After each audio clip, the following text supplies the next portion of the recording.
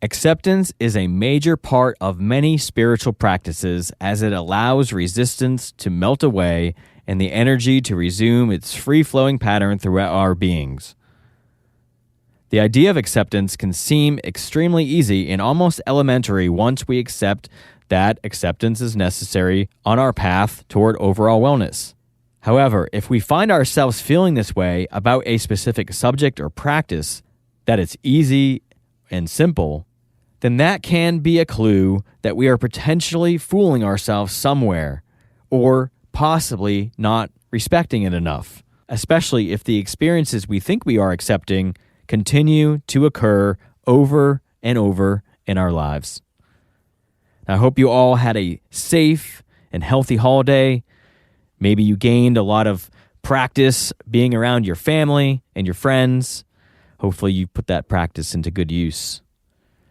Alexander and I are extending deep, deep gratitude for you all as we enter in our 5th year recording and releasing this podcast. So thank you guys for continuing to share the podcast with like-minded individuals, your family, your friends. And let's continue spreading self-growth work for the betterment of humanity and the world. And now, let's journey.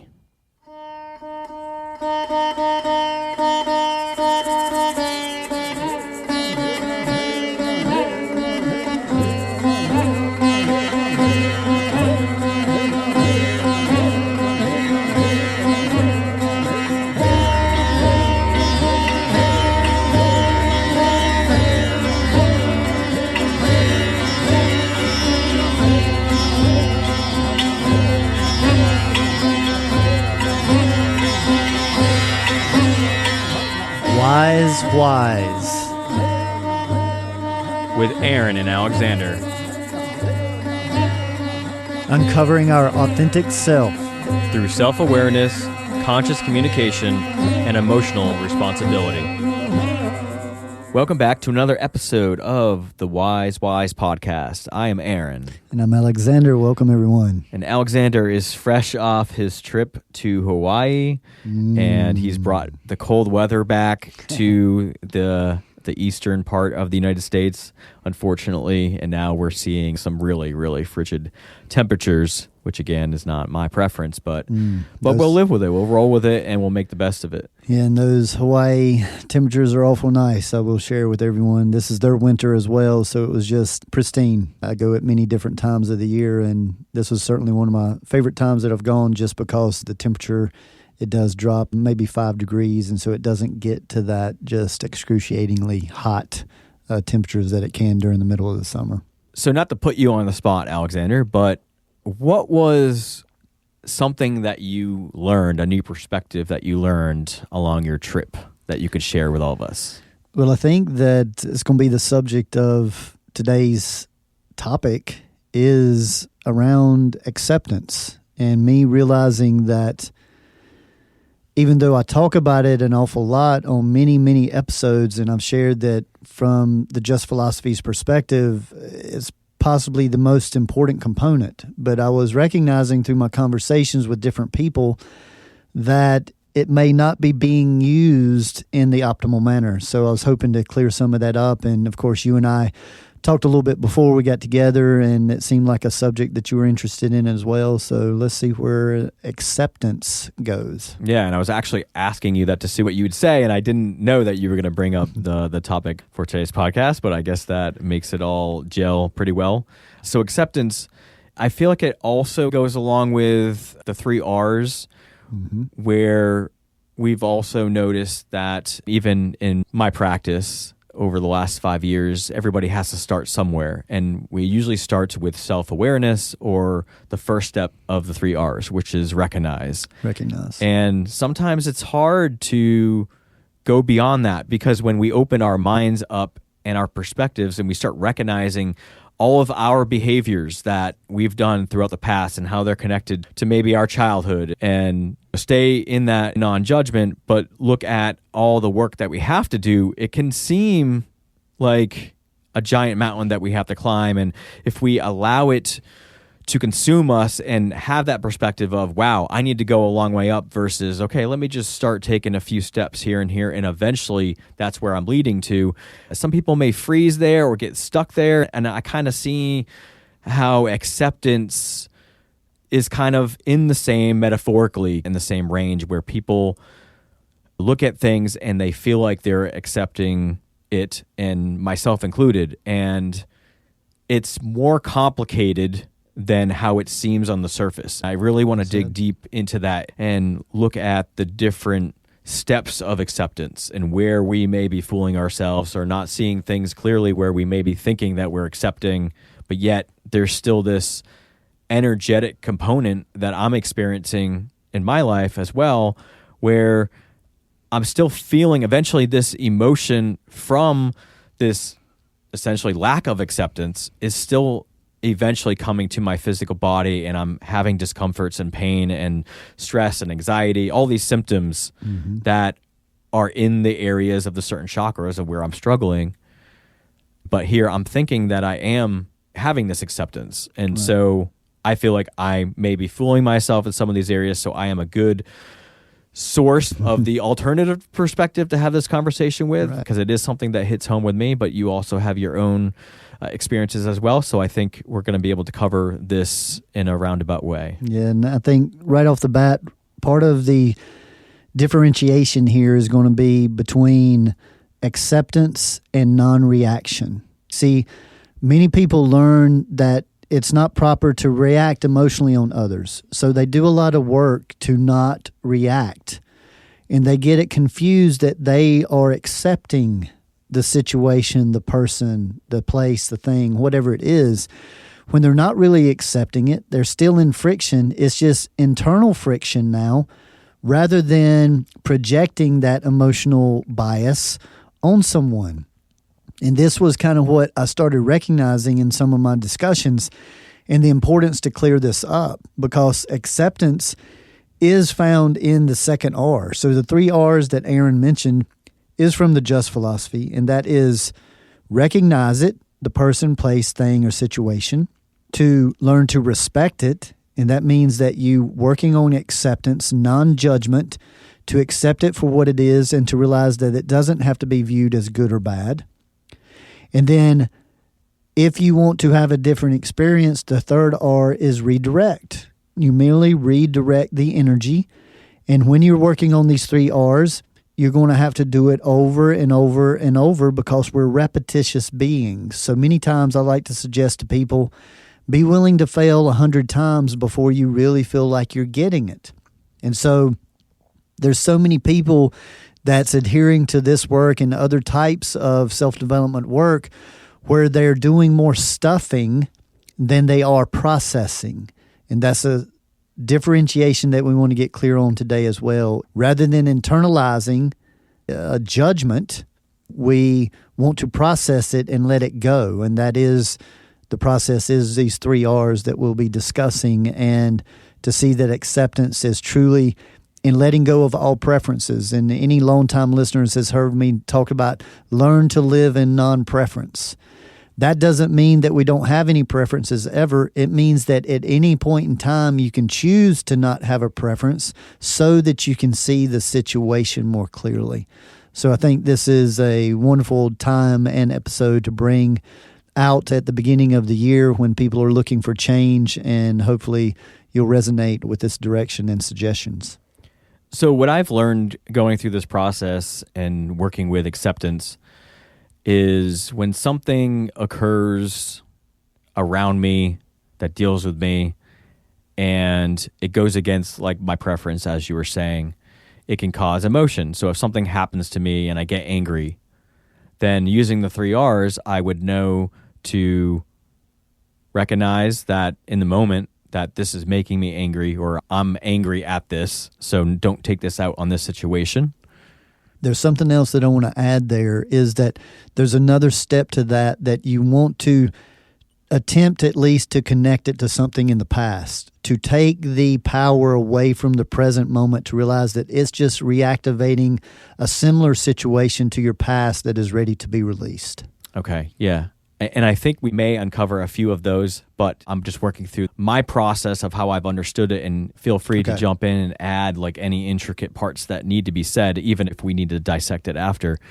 Then my respecting is not judging the anger, because that's where I fall a lot into, is the self-judgment, like, oh, I shouldn't be having this. And then it no longer becomes useful, because then you're like piling it on. Respecting the anger and then redirecting it. So if I went for a jog, because I know my type, I need to be very physical. And if I don't, it can manifest onto the physical. But I think the issue where I go wrong is I still don't want it to happen. And there's that resistance there that, yes, I'm aware that it's happening. And sure, I can recognize why it's making me angry, and I can redirect that energy, but nothing's changing to make it stop. And so there's that resistance, and my preference is still there. So therefore, it's a continuing process where it just keeps filling up, and I have to keep emptying. But there's still this internal thing that I feel like is under the surface that I'm maybe not talking about right now, or even when these things are happening, I think that I'm processing this stuff. And to a certain degree, I am processing like the surface level emotion that we're talking about, anger. But where am I losing that, or where do I need to go deeper to make sure that, like we're saying, I can then learn when I feel like this situation comes up and I've learned that it makes me angry, I can learn to not be angry at it, because I can recognize it early on before it gets me angry. Right. But there's still some damage. I don't know if that's the right word, but there's still some energy leakage. It's still affecting me on some level. So I don't know if you can help me uncover that right now, or if you need to ask me questions, or if I need to keep talking. No, we'll go right into that. I want to bring it in with an analogy, because sometimes that can help in bridging the gap to this specific. So say that you get a new green car, and you've never recognized green cars, and you're getting the green because it looks original, it looks different. And then as soon as you drive off the lot, you start seeing green cars like yours everywhere. And this makes you angry or upset because you just spent, we'll say, $45,000 on a new green car that you wanted to be original, and now you're seeing not only the color, but the make and the color all around, and this is upsetting you. The process of working through that anger is to realize that, okay, this is probably connected to something of my past, and now it reminds me that, yes, every time I got a toy, my older brother had to get a better toy. And every time I got a new bicycle, my brother had to get a better bicycle. And it just went on like that through a whole life. That can create a lot of resentment. And so it can make the person want something of theirs that's not like anybody else's, and not in competition, so to say, even. And so recognizing that it could be connected to the anger at the so-called brother, then accepting that it might take 100 situations like this to truly resolve it affecting you emotionally. And every time that you see a green car, you go into some type of gratitude or appreciation instead of desperation or lack mentality. And instead of wanting to be so special, you start to be in gratitude that other people appreciate this color like I do, and that doesn't have to be something bad, and that this wouldn't be as big of a deal to me, my car color, if I resolve these issues with my brother. So every time that I start to get upset when I recognize another make and model and color of my car, I'm going to practice this gratitude and just shifting it and going, I'm going to have that knee-jerk reaction to go, darn it, there's another person with my car. And then right away go, hey, I want to shift this to, it's not competition, it's appreciation. And I'm glad that somebody appreciates what I find is beautiful as well. And I'm also releasing any competition that I'm still holding on with my brother. And I send him nothing but love and light. And I'm thankful for my brother being who he is. He doesn't need to be anybody different. Now, if you use that like a mantra, every time that you come in contact with that so-called negative thought, over a course of time and due to physics, it will start to change the vibration that is being sent to your brain to react. And what you're doing is you're learning to not react, but you're learning to accept and to respond. And so, see, in any of that explanation that I gave, there's no resistance. If you can't get to the point to either connect it to something in your past or to find a way to be in gratitude, then maybe you need an adult timeout. Maybe you need to go sit in meditation till you can find something to be happy and content about. Or what you're going to do is you're going to continue the rest of your day in that vibration. And more things are going to pop up that irritate you or bother you because of the so-called law of attraction. That one of the true laws of attraction is that our life will bring into us whatever we need to learn and grow. And so if we want the situations to stop externally in our lives, we grow internally to how we resonate or have resistance toward it. As you grow and you carry less and less resistance, as I've told you in the past, I've shared that everything needs friction to grow on this plane that I've seen.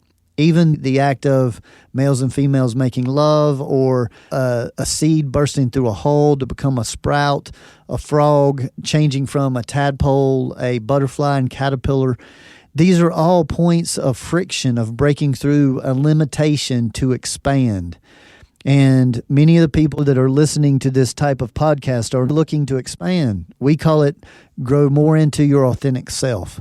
But it's an expansion in getting rid of the limitations. So I hope that kind of step-by-step process is helpful, because it's going to take you normally, depending on the size of the trauma or the issue, up to 100 times of doing this recalibration before it becomes second nature. And in one of my most recent pairings with someone, I utilized them to work on my abandonment issues because they had a reaction of leaving situations. So see, whatever someone else's reaction, you can choose to be angry or upset at them, or you can pay attention to what it's creating in you and how that's connected to things in your past, and getting rid of that is going to change your external experience eventually, unless you're with a person that just sees the change and then wants to be belligerent and not be part of conscious growing, conscious relationships. And so then it turns into what's called belligerence. But we're not going to get into a lot of that today. Most people are playing these roles in a subconscious way.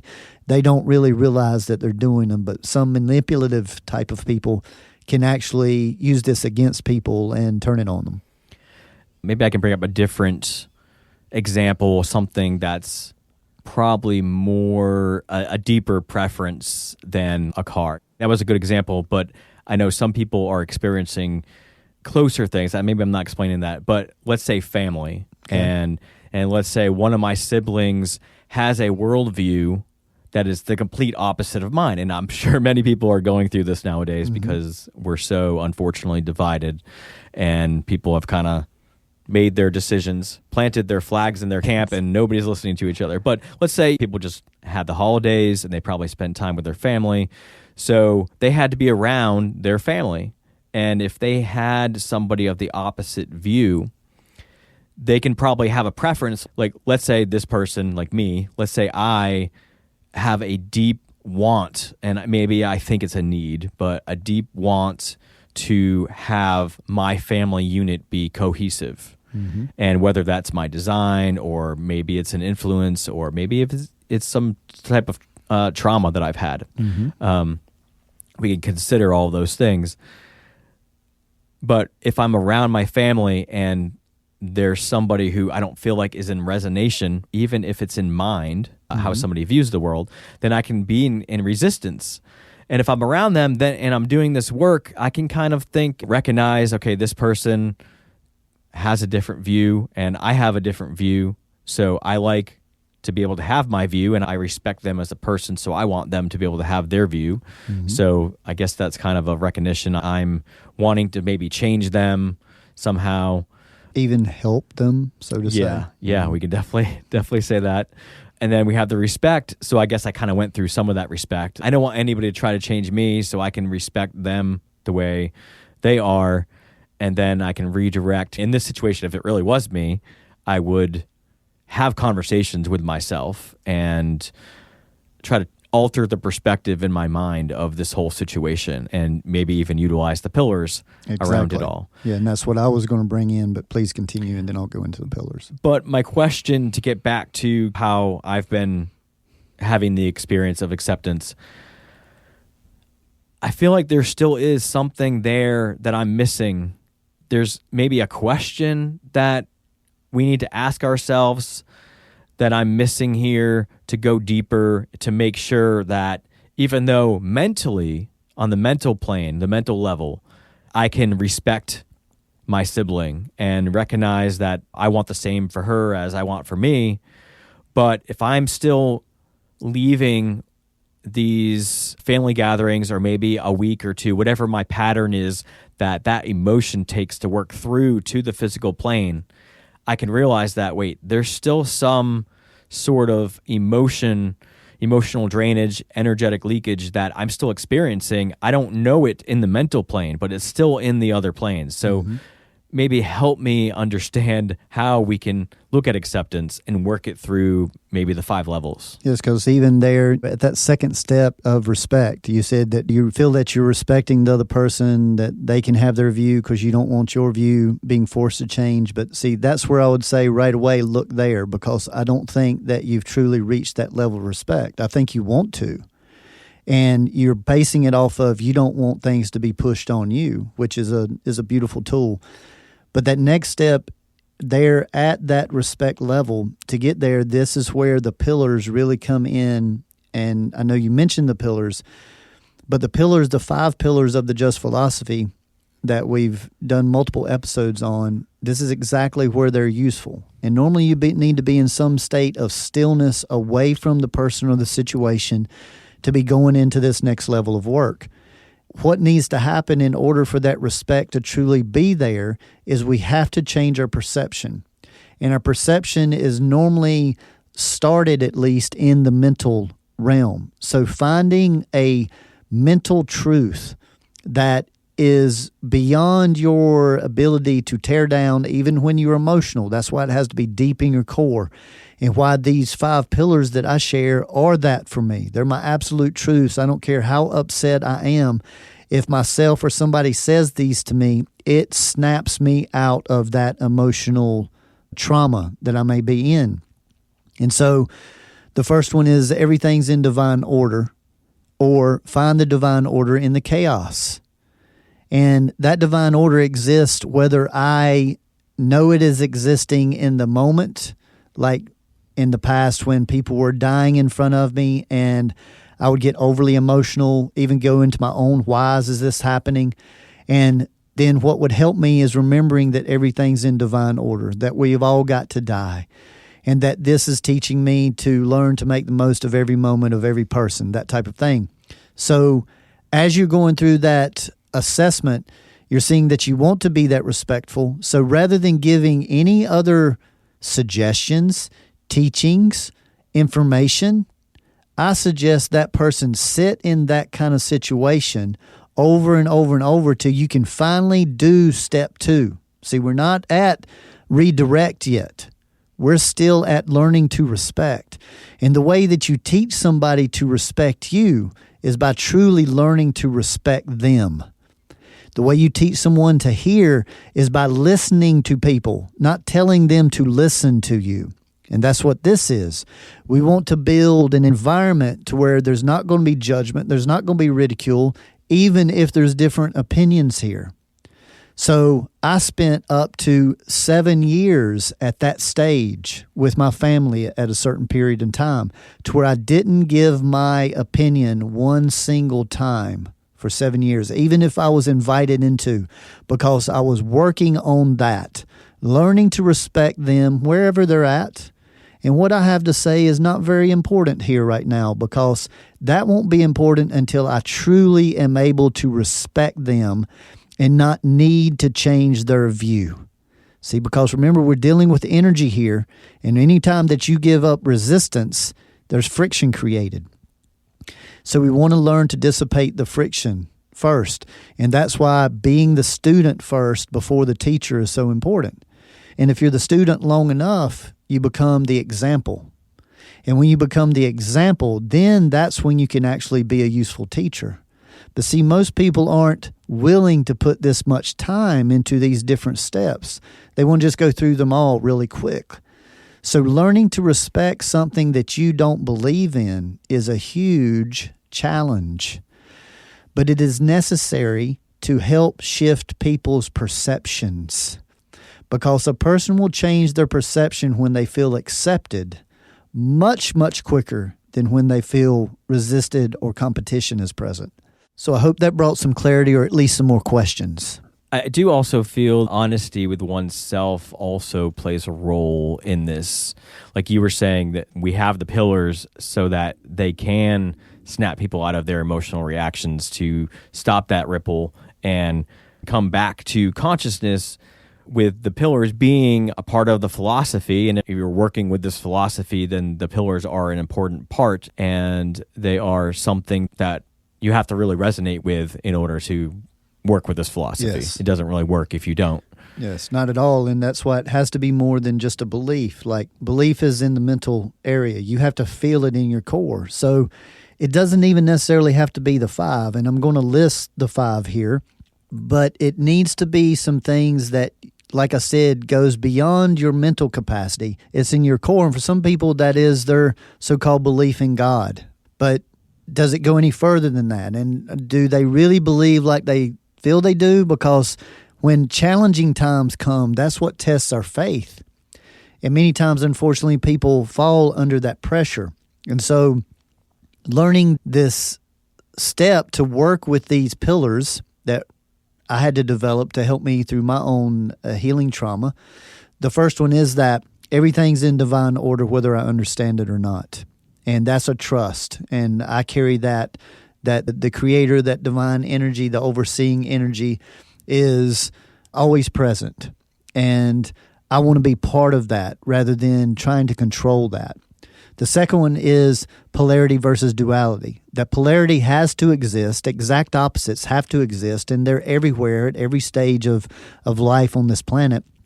But duality is a choice. Duality is the resistance to there being polarity. Like you were saying, a preference of you've got one view and you can't accept that somebody else has the other view. See, in the law of polarity, if you have a view, there has to be somebody else that has the opposite view. So to be able to just hear that and smile and go, oh, there you are, yin to my yang, that's okay. We can be very powerful together. See, no competition. It's the acceptance of, oh, there you are. I recognize you. I don't need to beat you. I don't need to overcome you. But what I'm going to do is I'm going to show you how comfortable I am to visit your view, because I'm not challenged, because I'm very clear in my view. I'm very informed. Therefore, I'm not going to get emotional. So the next one is everybody or every situation can be your teacher. So right away, if this person elicits or situation elicits a negative emotion, then ding, ding, ding, there's a lesson here to learn. So work with it in that respect. Be grateful. The next one is emotional accountability and responsibility. Connected to what I was just sharing, that if you have an emotion that comes up like anger, it is your responsibility, because it's almost always connected to that situation you're experiencing, connected to many similar situations throughout your life. That's why you have what's called a trigger connected to it. So once again, if you understand that at the level that I resonate with it, if I change the dynamics of the way I perceive this situation will stop happening. And I've proven it over 100 times in my own life. So see, that's why it's one of my pillars. And then the 5th pillar is everything is vibration. So that's broken down as simple as nothing stays the same. Nothing is forever. Everything is evolving and changing. So if you're having a so-called negative or bad experience, you can trust that this is temporary too. All I've got to do is choose not to hold on to this so-called negative experience. So see, those 5 pillars, I normally only have to use the first one, because my faith is so deep in that connection to the divine that most all of my negative emotions come from the thought that I know what is better, or I know a way that is better for somebody or some situation. And anytime we get into that level of ego, very rarely does that person help that other person or the situation. So I hope that clears up that at level 2 of the respect, of the recognize, show respect, and redirect, this is where you optimize the 5 pillars.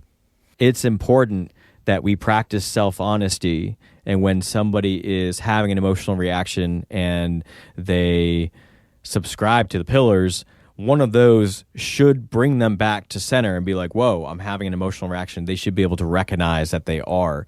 But what if they don't? Maybe an instance where you're having an emotional reaction and you realize the pillars, or something comes in to remind you that, oh, I'm having an emotional reaction here, but you don't want to step out of it. You want to sit and, for whatever reason, be in that emotion. And it's almost like taking a fit as a child. Yes, very similar to throwing a temper tantrum. So part of stepping into that authentic self and stepping into being an adult is this is where discipline comes in. And that you don't follow what's easy. You don't follow what you want in that moment because of the repercussions that it's going to have with the loved ones around you or to yourself. So this is where structure, the pillars is part of the structure, and then self-discipline is so important to come hand in hand. I offer the structure, that's what the Just philosophy is a structure for wellness on all 5 levels, the physical, mental, emotional, energetic, and spiritual, but that you have to do certain works or certain techniques consistently, like working the physical body to get strong, for you to get better at not taking on these so-called negative emotions, which deteriorate the energy field, which deteriorate the physical body over time. So I can't create discipline in someone, but I can give them structure. And then it just comes down to how much growth a person wants. Just like a professional athlete, at some point in their life, they have to make a decision to be committed to become potentially that athlete. And that means they have to do certain things every single day, or they're not going to meet those requirements because it's somebody doing it every single day out there. And that's all I'm looking to inspire people, is to make this philosophy a way of life. And it's not just a belief system. It's something that is practiced over and over and over, and it becomes part of who you are. And then you don't have to practice it as much. It's in your default. But the whole path of self-development is retraining the subconscious and the conscious, where the conscious mind overrides the subconscious mind and re-patterns the subconscious. Then you become more conscious even in your subconscious. So I really feel that this is breaking it down just about as basic as we can, because what comes next is just repetition. And that every single time that you elicit the emotion anger, you're willing to go through these steps. That means that sometimes you have to miss social engagement. Sometimes you have to miss a date that you were going to go on or something like that because something gets generated in the beginning of getting together. But what's more important, that evening or the longevity of your well-being and the relationship? And so this is why it's key for in relationships and doing self-development work that you have a certain level of agreement about how you're going to handle these pitfalls when they happen, because that's where the majority of your triggers is going to be initiated, is through your intimate relationships. Some people get triggered at work and different things like that, but what happens is they bottle it up there and then they bring it home and they take it out on their most loved ones. That's not a judgment. That's just how people have been trained. And so here we're trying to help that spot in between even work and getting home to possibly do some of this processing to release it, to not reactivate it once again as soon as you get home. I wanted to revisit a metaphor that I've brought up in a few episodes, where seeing the philosophy as a recipe for overall wellness. Mm-hmm. And if we are honest with ourselves and we want overall wellness in our life, then the philosophy will get us there if we follow the steps. And so when I brought up that example of somebody just wanting to take a fit because it's easier to be in that emotion than to stop it. And it's very similar to somebody wanting to put themselves on a diet so that they can, whatever it is, enhance their physical routine or lose weight or tone better, whatever it is, whatever the reason is. It's very similar. And if they have one day where they're just like, I just want to eat this bad food, it's a cheat day. Well, everybody knows, or at least people in that situation know, that that is setting them back, and there's a cost to doing that. So in this instance, if you're just wanting to take a fit in that emotion, then you're setting yourself back. And then, even if you take it to a step to, if you're going to do that in the beginning, first start with being able to remove yourself from the other person or the situation before escalating it. So see, that can even be the first step. Just to make the agreement in relationships of, hey, when emotions get involved, conscious communication has stopped.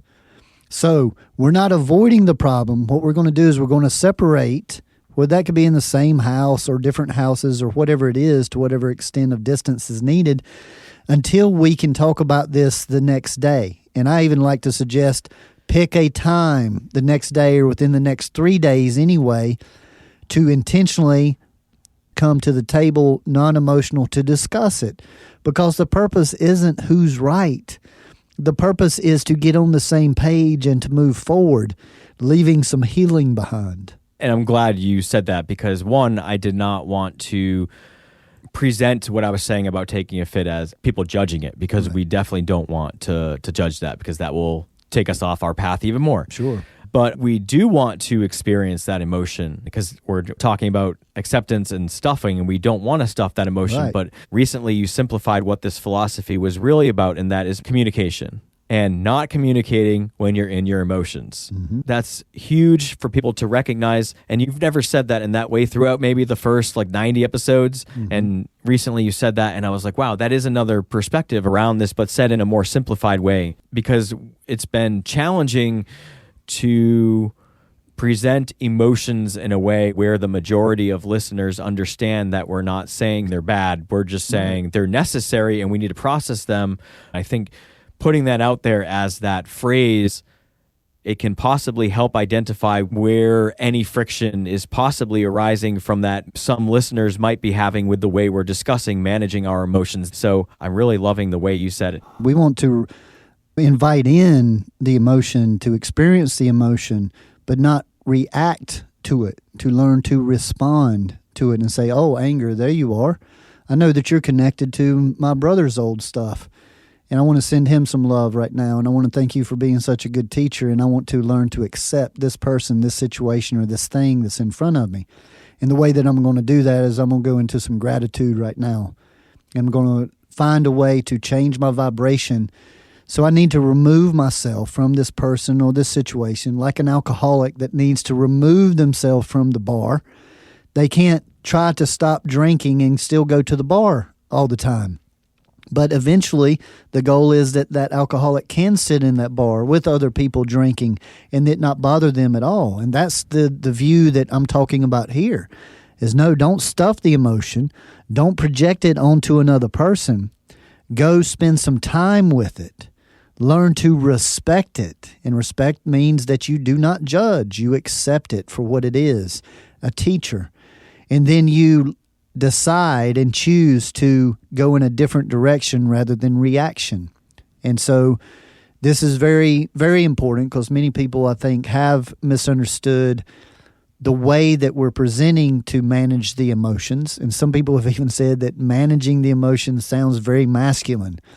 But the best managers that I've ran into normally carry a high level of feminine energy, because they're empathic to people and what they are going to be good at and what position that they should be in. So see, management is not really that masculine of a view from my perception. It's really more of a feminine view. And being able to listen, as I've talked about, listen includes all the senses simultaneously. And that's much more of a feminine energy skill set than it is a masculine energy. So again, we're dealing with people's training, the definitions they've been given of emotions, the view that emotions are bad, especially anger. And again, in this work, in this philosophy, we do not focus on good and bad and right or wrong. We focus on accepting what it is and then making the necessary adjustment not to deteriorate yourself or anyone that you love that's within your vicinity. And just to walk through what we just talked about in the given example that I gave earlier, if I'm at a family gathering and I know that I have an issue with my sibling because they see things differently, and I know that I'm starting to have an emotional reaction, then like you said, try at some point to leave that situation so you're not emoting on another person. And now you can let that emotion out like we have discussed, whether it's taking a walk through a forest or just being on your own so you can get that emotion out, because that's where emotional stuffing happens, is when, and this is something that I do around the acceptance, is I know that I shouldn't have a reaction.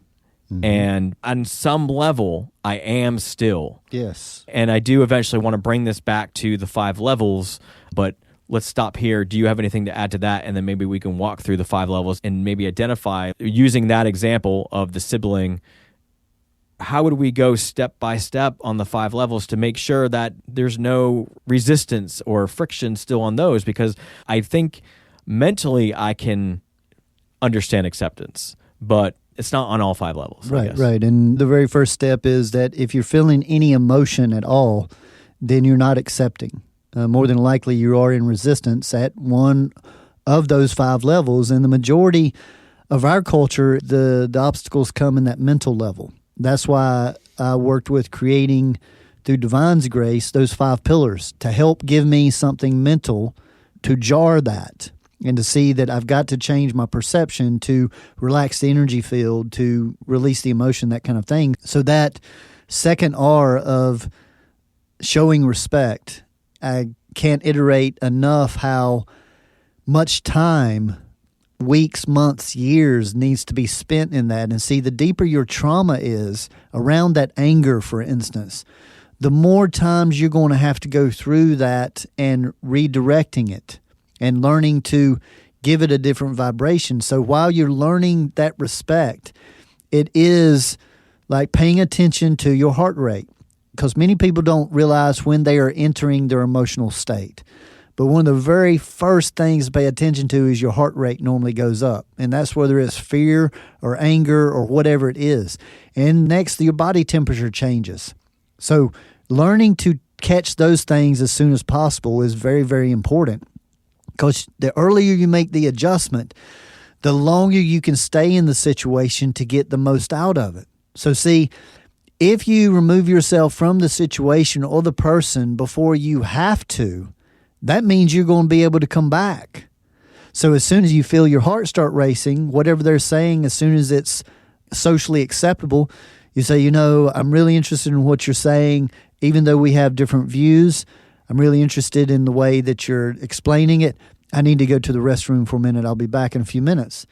And you can go to the restroom, or you may need to go for a walk. You could say, something you said just triggered something in me. And see, trigger doesn't have to be negative. It made me look at it a different view.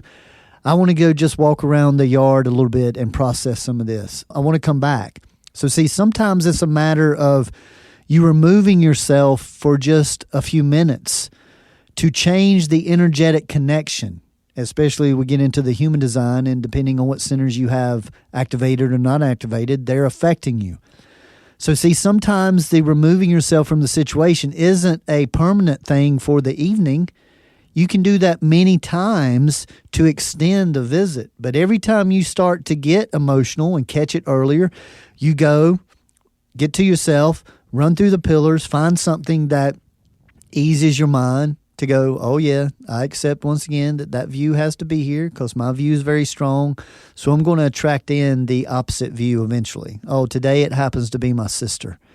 So I really want my sister to feel heard. So I'm going to go back in there and talk to her, and I'm not going to give her my opinion even if she asks for it, because I want her to feel received, and she already knows that I feel different. So My first goal is for me to learn to not be in judgment, to be in acceptance, and show somebody what it's like to be accepted, even when you see it differently. That is what is going to open the door for later down the road you to share with your sister and her to see it from a different view. But first, do the work yourselves. And I've saying that from the rooftop, that all of this relationship stuff comes back to your individual work. And the more individual work that two people do that are in a so-called relationship, the less relationship work they're going to be doing. So this has a lot of potential for people to break these patterns and to actually look at this emotional and energetic and spiritual and physical, all the different levels that we've discussed many times, how important all those different levels really are. And the mental, why the pillars were developed the way they were, is the mental is normally where the emotions are initiated. So that's where that judge needs to become, once again, the investigator, as you wise veterans have heard me say. Get out of being the judge and just be the investigator. And that's kind of what this whole podcast today has been about, is being that investigator and not the judge. What I'm going through from time to time around acceptance is that I'm not being honest with myself, and I'm thinking that I'm working through acceptance on the mental level, but I need to be more in tune with my subtle bodily functions, like you're saying, the temperature, the heart rate, because sometimes I think that happens, but in my mind, I don't allow it to get any further, and I'm like, oh, I've accepted it. Yeah, because see, I can recognize stuff like that. Like my heart will start racing or my temperature will change before I realize that I'm even in friction or resistance. So that's why I'm suggesting to pay attention to the physical body, because it gives you these warnings. You may not even realize you're really in that much resistance. You're just going, oh, she sees it like that, and I see it a lot different. Already thinking about the next thing I'm going to say while she's saying that. Meanwhile, the heart is starting to race a little bit. So see, I'll pause and then I'll look at my heart and I'll go, oh, I'm fooling myself here. So let me either remove myself or let me make the adjustment right there. You get to a point to where you can make the adjustment in the situation. You don't have to go off and be alone and that kind of thing. So this is why all of this work is assisting you to step into your power, no matter the situation that you're in. And that helps us to be more comfortable in our authentic self, which is going to bring us more contentment in our life. And if I am experiencing those subtleties and maybe the perspective that I feel like I have acceptance around is true. Maybe I do. But the fact that I'm still having those things, there's deeper to go. There's something else there. And I'm sure there's probably many layers, and I'm fooling myself thinking that there's only one or two. That's why I suggest the 100. Be willing to fail 100 times. Because the point of that is not that it's going to take 100 times every time, but to get the time frame out of your mind. That wellness or healing takes as long as it takes. And we don't know, because it depends on the level of the trauma. In our culture, or not many cultures, have any kind of barometer or gauge for trauma. So that's why it's an unknown. You just take it on as a lifestyle and you say, I realize I need to work on this. And I hear people talk about all the time that they need to work on this emotion or that emotion. But every time I say, well, cool, how do you do that? I've unfortunately never had anybody to tell me how they actually work on it. And see, that's where I realize that people are just stuck in the recognition. And it's similar in the Western world, that it was a big breakthrough when people realized that they were the way they were because of things that went on in their environment. Most of the time it gets projected on the parents, but it's not always the parents. But see, that's not good enough. Once you recognize where it comes from, you don't just stop there and blame. You got to change that pattern. You got to change that program. And that's exactly what the Just Philosophy is focused on. Well, Alexander, thank you for this episode. It's cleared up some stuff for me, but if anybody out there has listened to it and you still have questions, feel free to reach out to us, either Alexander at wise-wise.com, and that's WISE-WHYS for anybody who doesn't know the title of the podcast yet, or Aaron, AARON at wise-wise.com. So yeah, we're here for you to answer questions or even make it a podcast episode if there's enough meat on that bone left that maybe you give us a perspective that we don't think we covered. But other than that, I appreciate the conversation and the new perspectives, and hopefully you guys do as well. Much love, everybody. Keep on working. Stay tuned for our 3 minutes of stillness.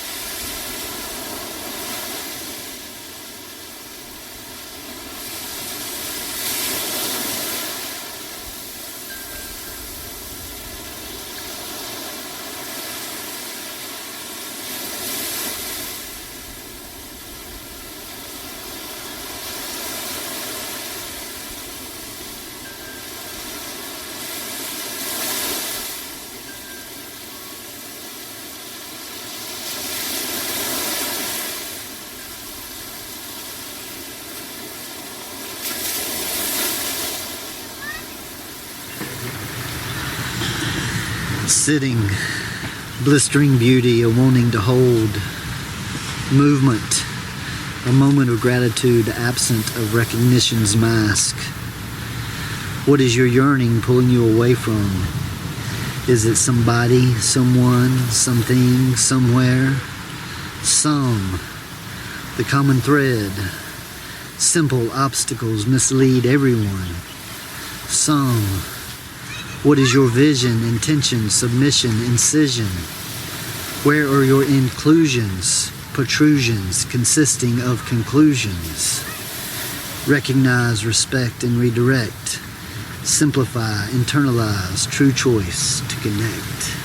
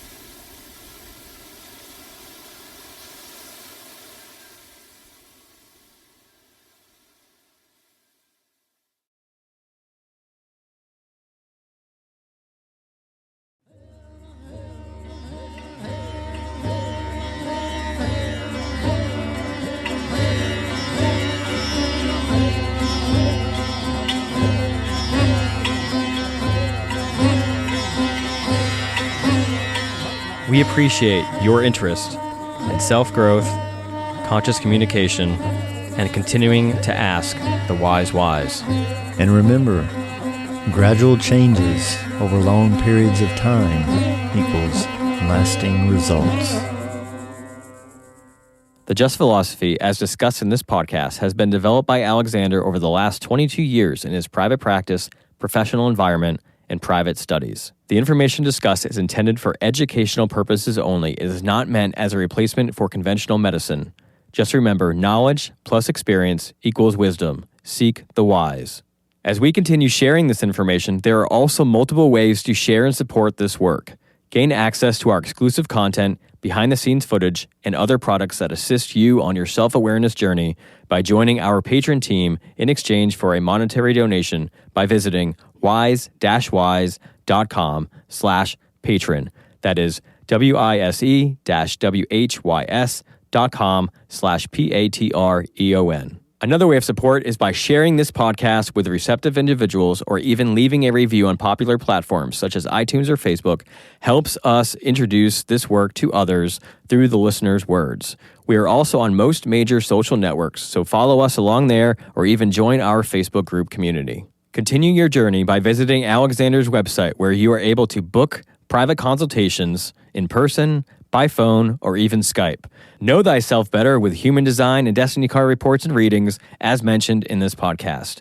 View a calendar of his live performances and class schedule, peruse his other products such as shirts, CDs, and the revolutionary VibroTune sound vibrational therapy tables that assist with subtle energy alignments.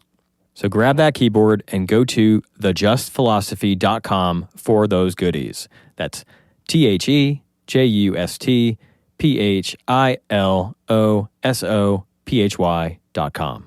And if you love the touch of a soft shirt with a message that will warm your heart in resonation, then check out my company, Verities Apparel, where I am a one-man band doing it all from design to physically printing the garment and sealing it all with a conscious touch. Just go to veritiesapparel.com, VERITEESAPPAREL.com. Thank you all for being a part of this journey with us.